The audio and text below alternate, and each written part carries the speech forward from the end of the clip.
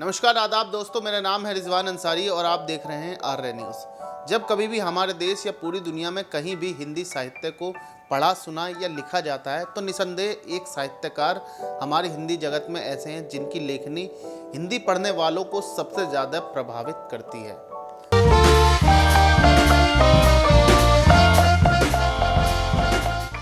जी हाँ, मैं बात कर रहा हूँ राष्ट्रकवि रामधारी सिंह दिनकर की।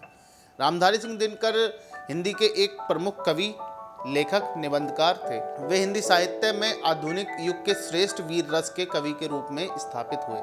राष्ट्रवाद अथवा राष्ट्रीयता को इनके काव्य की मूल भूमि मानते हुए इन्हें युग चरण व काल चरण की संज्ञा दी गई है। दिनकर स्वतंत्रता पूर्व एक विद्रोही कवि के रूप में स्थापित हुए और स्वतंत्रता के बाद राष्ट्रकवि के नाम से जाने जाने लगे। एक और जहां उनकी कविताओं में औज, विद्रोह, आक्रोश और क्रांति की पुकार है, तो वहीं दूसरी ओर कोमल श्रृंगारिक भावनाओं की अभिव्यक्ति की झलक भी दिखाई पड़ती है। आज कविताएं कुछ कहती हैं कि इस खास अंक में हम आपके लिए लेकर आए हैं उनकी एक ऐसी कविता जिसे सुनकर मन में क्रांति और देशभक्ति की भावना का प्रवाह होता है, और उस कविता का नाम है कलम आज उनकी जय बोल।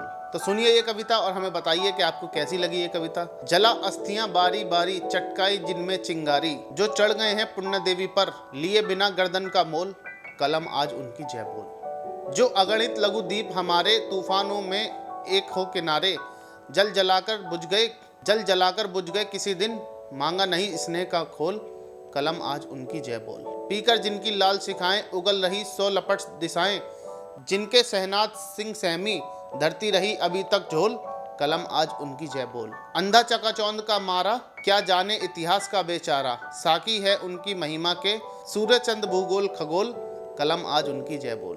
तो दोस्तों, ये थी रामधारी सिंह दिनकर की वो कविता जिसमें राष्ट्रीयता की भावना आती है, वो ओजस्वी कविता की भावना आती है। उनका तेज जो है, कलम का तेज इस कविता में दिखता है।